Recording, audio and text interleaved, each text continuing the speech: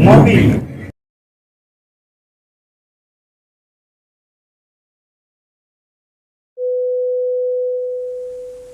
Assalamualaikum warahmatullahi wabarakatuh. Assalamualaikum warahmatullahi wabarakatuh. Jumpa lagi bersama JTV Channel dalam acara Ngopi Ngobrol. Seperti biasa, saya ditemani sama Om Bobi. Gimana kabarnya Om Bob? Seger kayaknya nih. Muda tadi. Oh, udah makan mangga muda. Biasanya kalau makan mangga muda itu khusus untuk orang-orang yang sedang ngidam dong. Ya nggak selalu juga. Oh, nggak selalu juga ya. Pantesan terlihat sekali mukanya seger ya.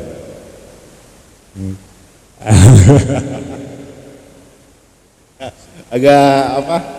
Edisi sekarang agak berbeda ya. Berbeda. Karena kali ini kita ambil duet. Walaupun duit nggak jadi masalah. Jadi masalah buat. Soalnya Mr. Boris yang ada Urusan di Wakanda. Ada urusan di Wakanda dia mungkin gitu. Biasa sedang belusukan dia nggak mau kalah sama para pejabat ya. Belusukan juga dia. Ya Om bukan kalau nggak salah kemarin sempat mengunjungi salah satu situs ya. Ya betul. Kunjungan terakhir kita di sebuah situs yang luar biasa. Karena dia terpisah sendiri posisinya. Dia posisinya ada di perbukitan di mana untuk menjangkau ke sana itu membutuhkan perjuangan yang lumayan keras. Jalan akses ke sana dikatakan arah untuk melalui kendaraan roda 2 itu agak ya, tidak recommended lah buat saya. Cuman dengan roda 4 pun kita sangat-sangat repotan kalau Jadi kalau pakai roda 4 bergoyang begini. bukan bergoyang lagi, dia berbeletuk gitu.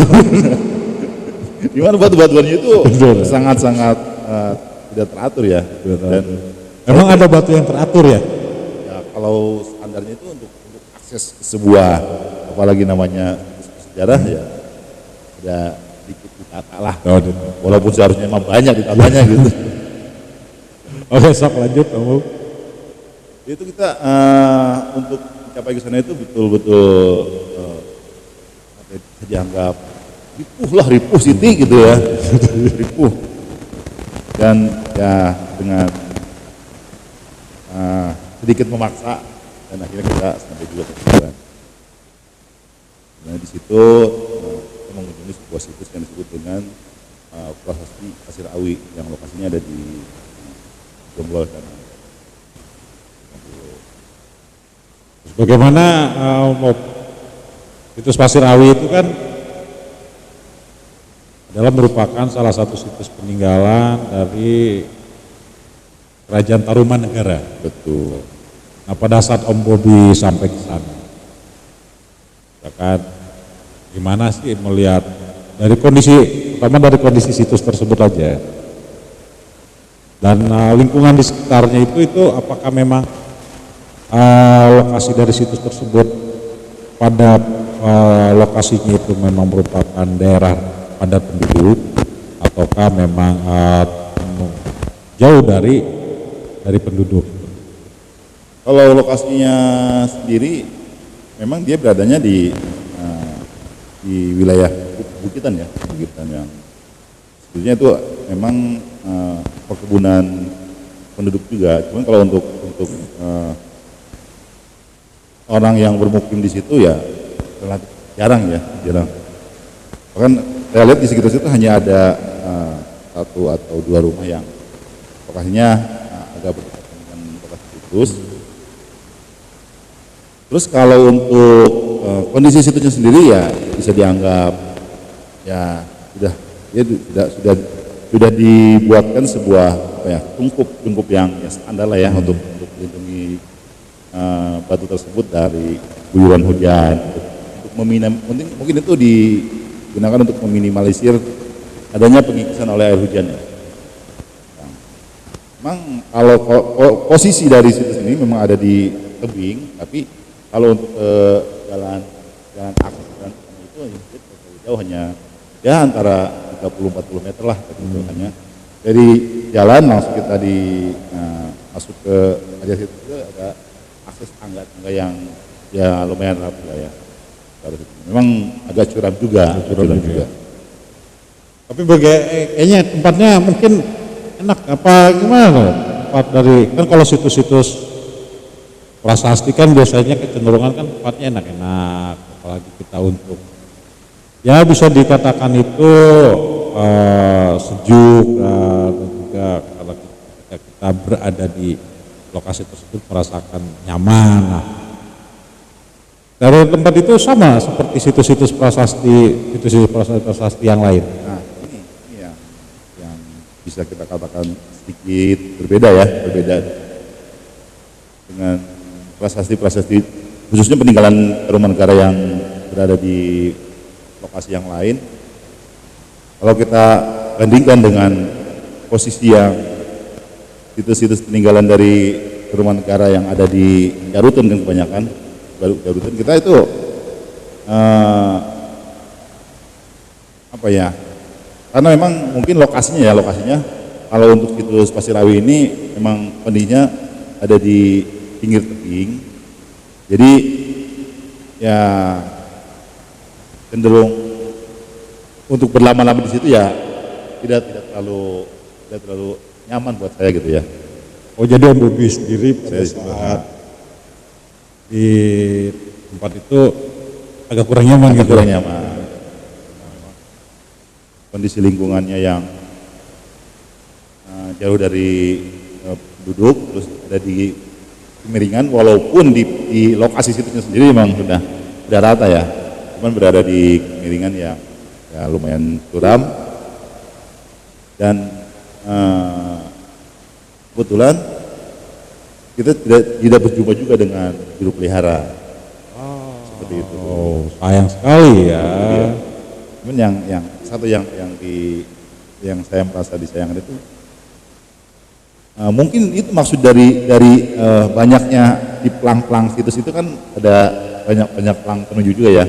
Di situ telah ada tulisan Sibisu yang tersisihkan.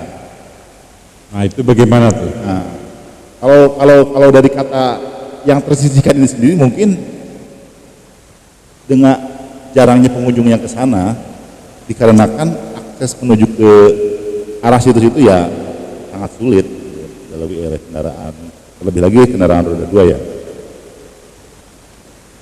Itu memiliki makna yang mendalam juga itu ya. Kata itu Sibisu yang tersisihkan itu. Itu sebetulnya pesan-pesan yang tadi disampaikan kepada siapa ya? Gitu. Karena memang prasasti dari Kebun Awi ini hanya ada apa ya, pahatan-pahatan yang berupa simbol yang menyerupai daun dan bunga gitu yang konon katanya memang belum bisa diartikan juga Kang Pulo, selain ada dua telapak di atas batu di puncak batunya itu. Dan saya melihat batu yang ada prasasti itu memang ukurannya cukup besar dan saya melihatnya itu menyerupai miniatur sebuah gunung, cuman saya nggak ngeh tuh gunung apa tuh bentuknya seperti itu gitu. Maksudnya yang menyerupai miniatur dari sebuah gunung ini bentuk batunya atau ada dari isi pahatan di dalam batu itu? Bentuk batunya. Bentuk batunya? Bentuk batunya. Misalnya saya mengingatkan saya sebuah gunung di mana ada ada puncak kubah itunya dan ada shelter untuk orang-orang camping gitu. Dan saya teringat dengan Gunung Gede Kang Ulo. Gunung Gede. Mana di bawah sedikit agak rendah dari puncak topnya itu ada shelter Surya Kencana ya. Surya Kencana. Ada lapangan Surya Kencana di Ya, situ. betul. Nah, saya ingat ke Gunung Gede itu. Oh, jadi bayangan Om Bob itu melihat dari bentuk batunya itu menyerupai dari sebuah gunung yang masih berada di kawasan Jawa Barat, itu Gunung Gede itu. Karena dari bentuk batunya ya. Tapi memang yang dirasakan sama Om Bobi pada saat datang ke tempat, ya datang ke situs tersebut, situs Pasir Awi ini, baik dari segi yang dirasakan, perasaan Om Bobi dan sebagainya, gimana tuh? Mungkin bisa dibagi-bagi untuk teman-teman yang lain. Oh, silahkan menyalain rokok dulu biar lebih mendalam nampaknya ini. Jadi gini Kang, sebetulnya ya di sana itu ya biasa-biasa aja ya, seperti halnya lokasi-lokasi situs sejarah yang standar lah ya. Kan saya itu ya kalau dikatakan terpelihara ya terpelihara juga. Kalau mungkin karena memang sepi dan posisinya berada di tebing itu, jadi ya sepi aja. Awalnya dingin gitu kan. Namanya perbukitan pasti dingin. Memang adanya kondisi di antara rimbunan pohon-pohon itu memang banyak terdapat tumbuh-tumbuh pohon, dan banyak juga di luar pagar dari lokasi situs itu banyak batu-batuan yang lumayan besar di dinding-dindingnya itu ya. Tapi orang katanya di situ memang hanya satu titik aja yang terdapat sejarah. Kalau kita bandingkan dengan yang di Jarut kan tidak jauh dari lokasi itu ada situs yang lain, ada yang lain lagi gitu. Bahkan ada beberapa situs di situ yang kemudian bahwa di situ pun terdapat peninggalan dari megalit yang berupa batu dakon itu, tapi berbeda dengan situs yang ada di Pasir Awi ini. Konon di sekitaran situ memang tidak ditemukan lagi yang lain. Mungkin belum kali ya. Saja belum, karena ya yang ada satu ini aja dikatakan si bisu yang kecil kan. Ya karena melihat dengar tadi Om Bobi jelasin bahwa kalau lokasi dari situs tersebut itu kan memang merupakan di lingkungannya begitu banyak perkebunan ya. Memang di area perkebunan. Di area perkebunan. Jadi ketika dari lokasi situs tersebut berada di lokasi daerah perkebunan dan perbukitan, jangan nutup kemungkinan mungkin ada mungkin semacam peninggalan warisan sejarah terdahulu yang mungkin belum terungkap. Sebenarnya kalau hasil dari bincang-bincang kami dengan warga-warga itu, itu memang sampai saat ini belum ditemukan lagi situs yang lain. Memang kalau dari segi akses, ketika kita datang dari arah sebelah sisi arah puncak 2 itu, memang aksesnya hancur. Tapi kalau kita datang dari sisi yang lain, tidak jauh dari itu sudah ada akses jalan tahun juga. Berarti salah jalan ya? Bukan salah jalan. Artinya kalau dari satu sisi, kalau kita dari satu sisi ingin melalui akses yang satunya lagi, memang kondisi sangat jauh. Memang di dua sisi yang berbeda gitu. Di dua arah yang berbeda gitu, yang berlawanan. Ya, tadi kan Om Bobi sempat ya bisa dibilang bincang sama warga sekitar ya. Betul. Nah, mungkin kan ada yang disampaikan atau cerita dari warga sekitar mengenai situs tersebut, akan ada pengalaman atau cerita apa gitu dari mengenai situs sejarah tersebut.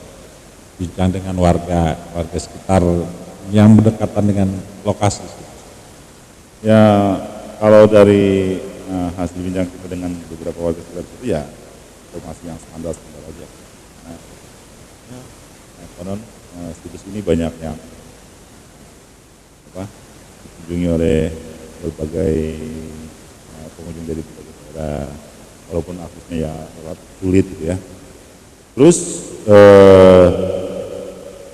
mereka pun tidak bisa memberikan informasi yang lebih mendalam lagi tentang ya seperti yang bisa kita lihat di berbagai artikel di internet itu ya standar seperti itu. Ya, situs Pasir Awi ini kalau kita lihat dari saya coba menerjemahkan mengenai nama. Kalau pasir itu kan perbukitan, dataran tinggi. Awi itu kan bisa dibilang tuh dalam bahasa Awi itu kan bahasa Sunda, bahasa ininya bambu ya. Berarti itu nama kampung di situ ya, pas nama kampung. Kalau di lokasi sendiri kita tidak menemui pohon-pohon bambu, tapi kalau kita akses menuju dari arah Bogor, dari arah Bogor itu ya itu makanya kan di sini coba menerjemahkan karena gini, ketika satu daerah atau satu yaitu alasan kan situs itu dinamakan situs Pasir Awi karena berada di wilayah tersebut. Nah, ternyata di wilayah itu terdapat ada satu peninggalan bersejarah lah, ya dinamakanlah sesuai dengan nama kampungnya. Ya. Ketika penamaan itu kan tentunya tidak serta merta belaka dinamakan tersebut, tentunya kan memiliki makna tersendiri. Makanya saya coba nanyakan, ya rupanya memang betul bahwasanya menuju lokasi itu memang terdapat banyak sekali pohon-pohon bambu kan seperti itu. Ya, berarti kan coba kita tarik ke belakang, mungkin dari kita membayangkan itu pada saat dahulunya mungkin itu adalah memang merupakan kawasan yang dipenuhi dengan pohon-pohon bambu. Tapi yang menarik ini ya, bahwasanya prasasti Pasir Awi ini yang merupakan salah satu peninggalan dari Kerajaan Tarumanegara yang dimana bukan tulisan sebetulnya ya, hurufnya itu prasastinya itu hampir sama dengan yang di Pasir Muara, yang dimana hanya merupakan simbol-simbol. Nah kalau yang di Pasir Awi ini tadi kan simbolnya daun ya, ranting, daun dan bunga. Nah kalau yang di Pasir Muara itu kan memang kalau agak kurang begitu jelas, cuma agak kurang jelas tapi agak kuratan. Nah menurut Om Bob nih, melihat kita coba membandingkan dari dua prasasti peninggalan dari Tarumanegara ini antara Pasir Muara dengan Pasir Awi ini gimana dong? Karena dari namanya aja depannya sama-sama pasir, bedanya di belakang yang satu Awi yang satu Muara kan gitu. Tapi isi dari prasastinya itu ternyata hampir menyerupai. Nah, gimana Om Bob? Ya, saya tidak terlalu bisa menganalisis ke arah sana. Yang di Pasir Muara itu bentuk ukirannya itu memang saat ini sudah tidak terlalu jelas ya.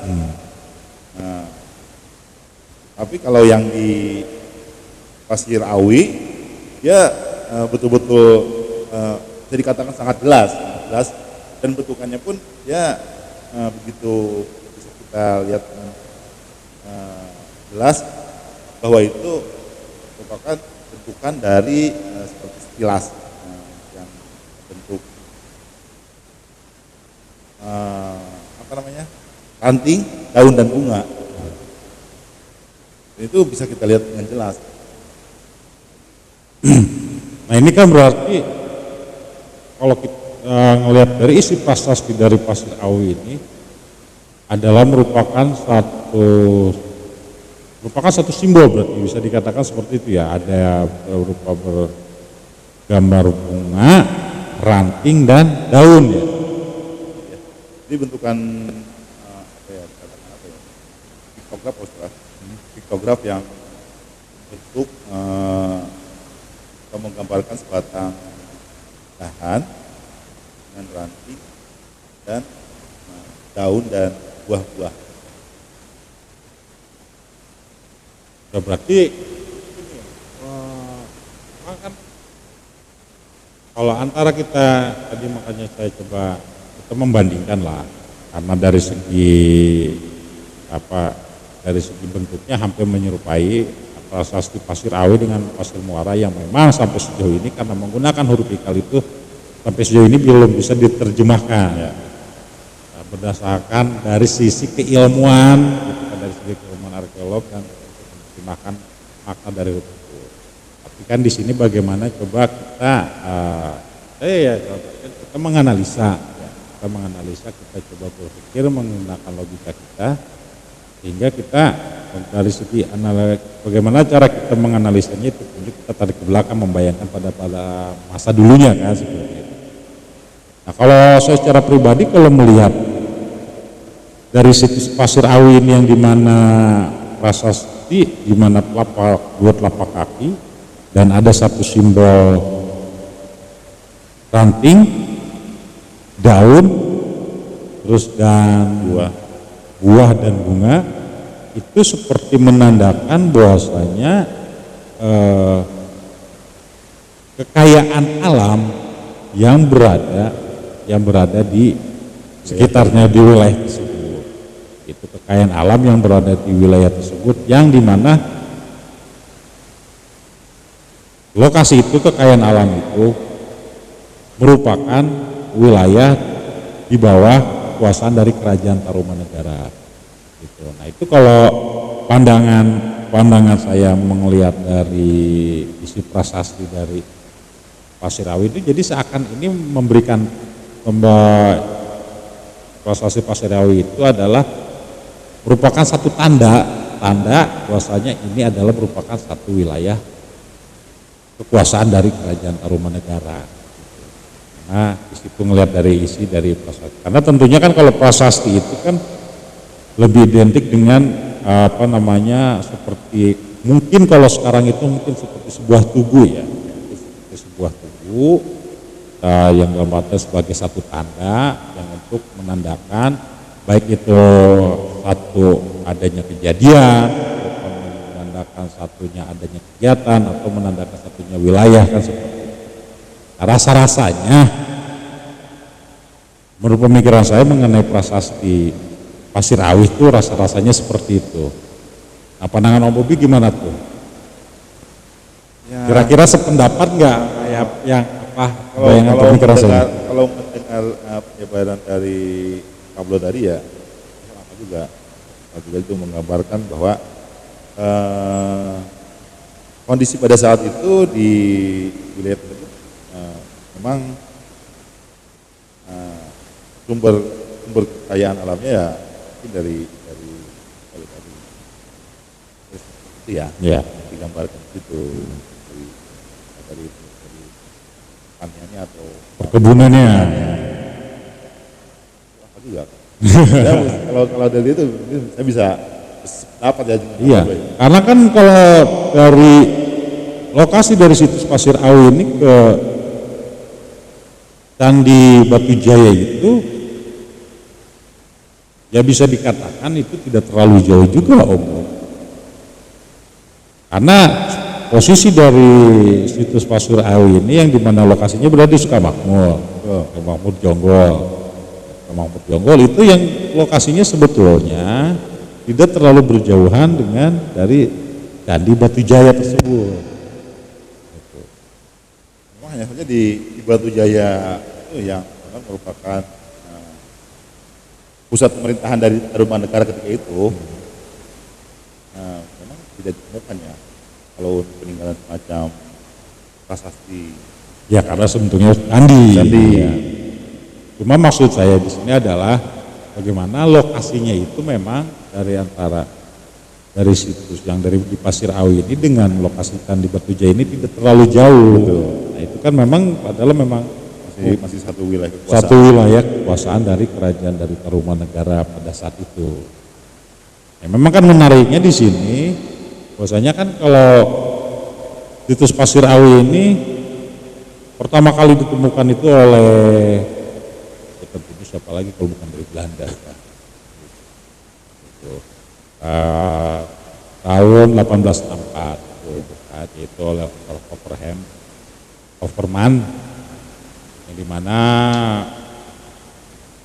yang dimana kalau tidak salah itu dia masih merupakan tim dari Scipio, ekspedisi Scipio itu ya, kalau tidak salah itu. Nah, dialah yang pertama kali menemukan bahwasanya situs Pasir Awi tersebut pada saat penelusuran dan ekspedisinya itu. Ya bahkan dari arkeolog Belanda sendiri menerangkan bahwasanya isi prasasti dari Pasir Awi itu adalah seperti ranting, daun, buah dan bunga itu adalah merupakan satu kode tahun ya, angka. Apa mungkin kode tahun atau tahun pembuatannya ya mungkin karena ada 4 item kan seperti itu. Ya kan, ya logikanya ya, tapi kan mungkin mereka dengan keilmuannya kita bagi yang tidak mempunyai keilmuan sampai ke arah situ, mungkin kita hanya berpikirnya secara sederhananya ya kenapa itu menandakan tahun, mungkin pada saat itu karena ada 4 itemnya itu ya, atau memang diartikan dalam artinya sebuah angka ranting itu angkanya berapa, daun berapa gitu, tapi ini bukan ngecak ya. Gitu ya. Nah ini ya bagaimana ya dalam pengertiannya mengenai dari situs Pasir Awi ini, memang si bisu yang tersisihkan. Ya saya rasa memang si bisu yang tersisihkan karena posisinya yang bisa dibilang jauh di ujungnya, hampir mendekati perbatasan. Yang keduanya juga kurang banyak orang yang mengetahui mengenai situs Pasir Awi ini ya. Nah, mungkin karena keengganan karena memang aksesnya yang sulit. Itulah mungkin itu jadi satu PR ya, satu PR buat kita. Gimana untuk menghilangkan kata-kata itu, si bisu yang tersisihkan itu harus kita berusaha untuk menghilangkan kata-kata itu. Iya. Artinya jangan sampai situs bersejarah semacam ini tidak banyak orang yang mengetahui. Ya. Terus si bisunya itu ya, kode-kode itu ya mudah-mudahan bisa terpecahkan apa arti dari pahatan-pahatan yang ada di situ, simbol-simbol yang terdapat di batu itu ya, supaya kata-kata si bisu yang tersisihkan tadi bisa dihapuskan. Biasanya ketika tempat-tempat yang seperti itu biasanya itu memang memiliki nilai sejarah yang sangat kuat sekali biasanya. Itu yang karena penuh dengan kemisterian yang bagaimana kemisterian itu harus bisa diungkap. Ya kita bisa membayangkan bagaimana sudah sekian ratus tahun sudah ya kita, kenapa saya katakan sudah sekian ratus tahun, dari tahun 1864 hingga saat ini belum bisa terpecahkan isi dari prasasti tersebut yang berupa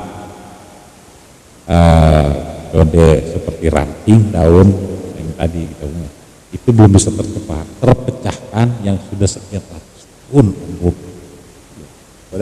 Padahal itu zaman ketika dibuatnya proses tersebut sudah merupakan zaman yang bersejarah ya. Di wilayah lain itu di prasastinya itu tidak hanya berbentuk simbol tapi sudah ada tulisan-tulisannya gitu. Berarti kan itu memang ada satu rumus-rumus yang bisa mengartikan isi dari prasasti itu.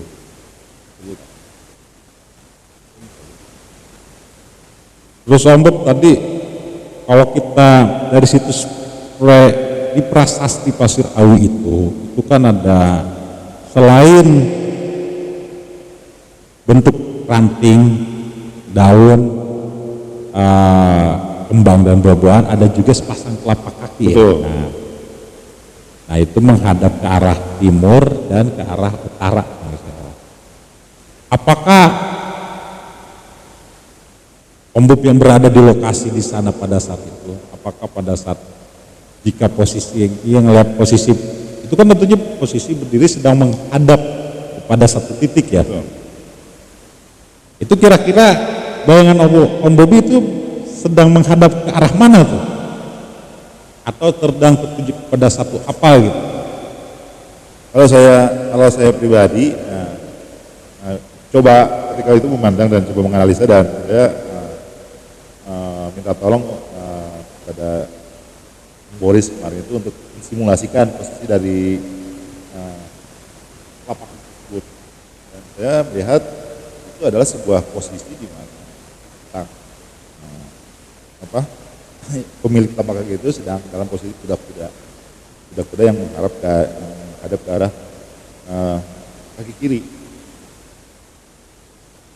Ya, saya pikir sih itu memang sepertinya itu adalah posisi orang sedang dalam posisi kuda-kuda gitu.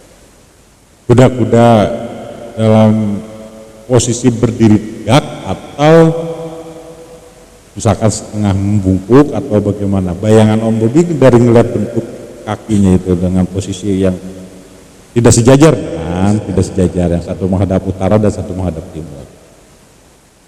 Kalau saya pikir itu ya posisi kuda-kuda yang agak sedikit menekuk kaki gitu. Menekuk kaki. Karena dia itu menghadap ke arah kaki kiri itu ke arah timur ya.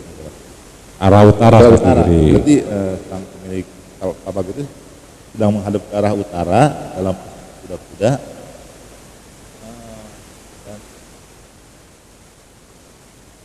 Posisi kaki itu sepertinya sedikit terlipat. Ya, Kalau saya mensimulasikan dari yang lain dengan rekan Boris itu, sepertinya posisinya seperti itu gitu. Tapi dari lokasi itu, dari posisi dengan menghadap utara dan timur itu, dari tapak kaki itu, kalau ke arah mata memandang itu ke arah mana mungkin Om Bobi bisa membayangkan pada saat di lokasi tersebut lah, arah mana itu? Itu ke arah utara ya, ke arah kalau dari kejauhannya itu gunung yang berada di Purwakarta itu apa? Sanggabuana. Ke arah Gunung Sanggabuana. Hadapnya. Jadi menghadapnya ke arah Gunung Sanggabuana. Betul. Kalau analisa dan simulasi kami ketika berkunjung ke sana dengan Kang Boris, seperti itu. Tapi entahlah ya, itu. Ya enggak, tidak apa-apa, namanya juga kita kan mencoba ya analisa gitu kan, kita coba membayangkan dan kita mencoba menseleksi bagaimana coba kita menggunakan apa yang ada di pikiran kita kan, seperti itu Bobi, jadi kan Imajinasi kita ya kan, ketika kita setiap orang tentunya ketika mendatangi sebuah tempat situs bersejarah, apapun itu tempat situs bersejarahnya, tentunya kecenderungan orang-orang yang datang ke tempat tersebut akan membayangkan berimajinasi ketika itu ya. Kondisi ketika itu dan coba bagaimana merasakannya kan, seperti itu. Jadi bukan bagi saya secara pribadi bukan satu hal yang yang salah, apa yang dibayangkan yang dirasakan sama Bobi kan pada saat datang ke situ, sehingga membayangkan ini yang seperti ini dan begini, itu sah-sah aja gitu, sah-sah aja. Nah, tidak menjadi satu permasalahan yang tapi walau bagaimana juga ya situs ini memang harus ya bisa dikatakan itu sosialisasinya Om Bobi ya. Karena memang itu tadi akses ke sana itu sangat sulit, mungkin dengan akses yang dibuat dengan pembangunan jalan ya, mungkin bisa sosialisasi yang disampaikan ke masyarakat itu ya bisa lebih lebih apa ya, lebih mengenal dan orang mudah untuk walaupun jaraknya jauh itu sebetulnya bukan suatu masalah ya ketika itu mudah. Tentunya ketika sebetulnya jarak bukan menjadi satu permasalahan kan, gitu. Apalagi jika didukung dengan akses yang layak gitu kan, akses yang baik untuk menuju ke sana. Dan apalagi ketika datang ke tempat tersebut tempat itu ya cukup terawat, baik kan, hingga bisa dinikmati. Apalagi jika ada misalkan satu informasi yang mendasar lah, informasi-informasi yang mendasar mengenai berkaitan dengan situs tersebut kan gitu. Itu kan memang yang jarang sekali, sedikit sekali ketika kita datang ke sebuah tempat-tempat bersejarah, kecuali museum seperti ya baik situs-situs prasasti ataupun yang lainnya, yang dimana ketika kita datang ada sedikit informasinya, jarang sekali. Bukan yang adanya hanya dilarang merusak, ini berupa prasasti budaya dan sebagainya. Ya semoga ya situs prasasti Pasir Awi ini tidak lagi menjadi isu yang tersisikan. Jadi sehingga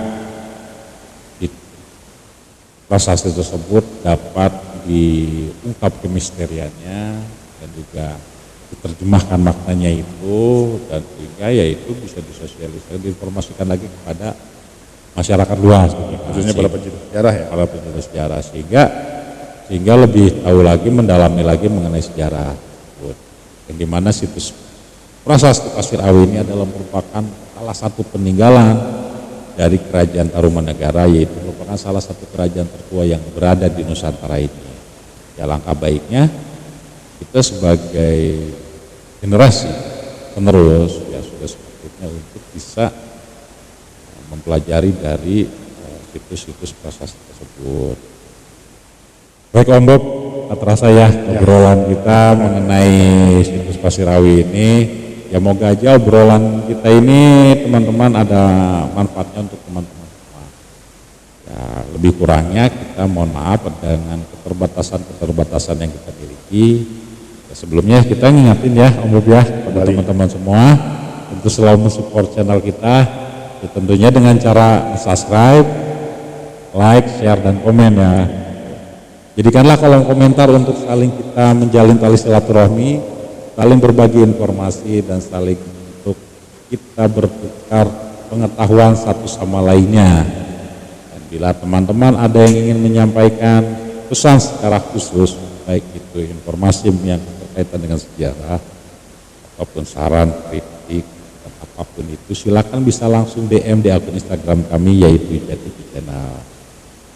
Dukung selalu channel kami, mohon bantuan supportnya, doanya agar channel kami selalu semakin berkembang dan bisa memberikan informasi-informasi yang terbaik untuk teman-teman semua, khususnya mengenai informasi yang berkaitan dengan sejarah yang berada di Republik ini. Karena kita lah sebagai generasi penerus yang harus bisa menjaga nilai-nilai sejarah, informasi-informasi sejarah yang bisa bermanfaat untuk generasi yang akan datang. Jika bukan kita, siapa lagi yang untuk bisa menjaga nilai-nilai sejarah yang sudah tercatat. Ya baik teman-teman, sekian dari kami. Wassalamualaikum warahmatullahi wabarakatuh. Waalaikumsalam.